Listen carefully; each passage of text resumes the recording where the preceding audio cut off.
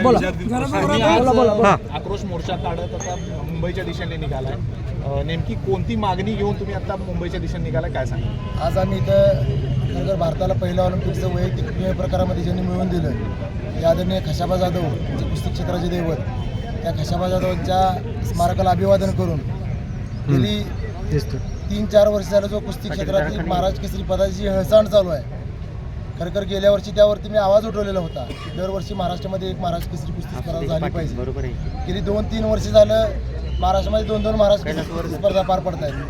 म्हणून मी एकट्यानं गेल्या वर्षी सांगली जिल्हाधिकारी कार्यालयासमोर उपोषण करून मुख्यमंत्री महोदयांना व क्रीडा मंत्री महोदयांना निवेदन दिलं की आमची जी 60 वर्षाची जी परंपरा चालू आहे कुस्ती क्षेत्रामध्ये, दरवर्षी एकच महाराज केसरी कुस्ती स्पर्धा ती अखंडित राहिली पाहिजे आणि ह्या पदाचा कुठेतरी मान राखला गेला पाहिजे.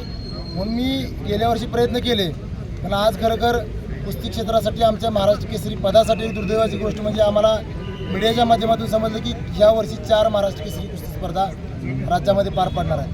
खरोखर या संघटनेच्या वादामुळं ही जी पदाची हेळसांड चालू आहे ती कुठं थांबली पाहिजे असं संपूर्ण महाराष्ट्रातील महाराष्ट्र केसरीना 40 महाराष्ट्र केसरी 15 हिंदी केसरींना वाटलं की हे कुठेतरी थांबलं पाहिजे. म्हणून खरंच सर्वांच्या वतीनं आज आम्ही हा आक्रोश मोर्चा काढत आहोत आणि हे कुठेतरी थांबलं पाहिजे. आणि मी आज थोडक्यात तुम्हाला सांगतो, गेल्या वर्षी 2025 साली निवडणुकीचा काळ होता, अनेक निवडणुका पार पडल्या, त्यामुळे 2025च्या महाराष्ट्र केसरी ज्या आहेत त्या 4 महाराष्ट्र केसरी आज 26मध्ये जानेवारी फेब्रुवारी मार्चमध्ये होत आहे आणि 2026च्या 4 महाराष्ट्र केसरी परत नोव्हेंबर डिसेंबरला होणार आहेत. म्हणजे त्याच्याही पुढे जाऊन जर आज विचार केला तर 2026मध्ये 8 महाराष्ट्र केसरी तयार होणार आहेत महाराष्ट्रामध्ये. त्या पदाला किंमतच राहणार नाही इथून पुढे त्या काळामध्ये 8 महाराष्ट्र केसरी जर वर्षात तयार होणार. म्हणून आमची प्रमुख मागणी ही आहे की दरवर्षी महाराष्ट्र केसरी एकच स्पर्धा झाली पाहिजे. कारण संघटनेचा जरी वाद असेल तर ह्याचा हस्तक्षेप करून सरकारने ह्याला तोडगा काढला पाहिजे. कारण सरकार ज्या आम्हाला महाराष्ट्र केसरी म्हणून सुविधा मिळत आहेत, मग त्यामध्ये पेन्शन असेल, जमीन असेल, सरकारी नोकरीत आरक्षण असेल, अशा अनेक सुविधा सरकार आम्हाला देते.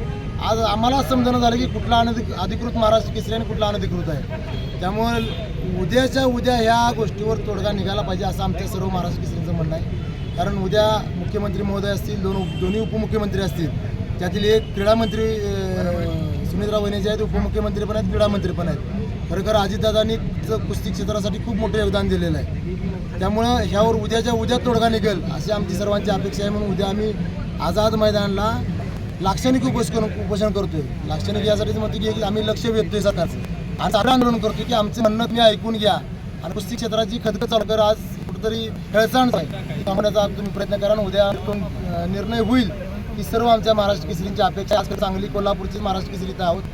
पुण्यामध्ये आज 5 वाजता असल्यानंतर पुणे, सोलापूर, अहिल्यानगर, संभाजीनगर, परभणी, बीड जिथे सर्व कुस्ती शौकीन महाराष्ट्र केसरी असे सर्वजण मिळून आम्ही मुंबईला मुक्कामी जाणार होतो आणि उद्या आझाद मैदान उपोषण. शिंदेचे नेते तुम्हाला शासनाच्या विरोधात आंदोलन करावं लागतं, ह्याच्यावर काय सांगाल?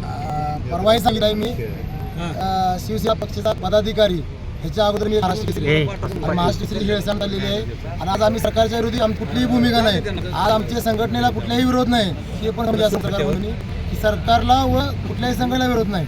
कुठेही एकच संघटना असावी आणि सरकारला आमची आज आम्ही साकडे घालायला चाललेलो आहोत. त्यामुळे आम्ही आज सरकारच्या विरोधात कुठली भूमिका नाही, त्यातून तोडगा एवढीच विनंती करायला चाललेलो.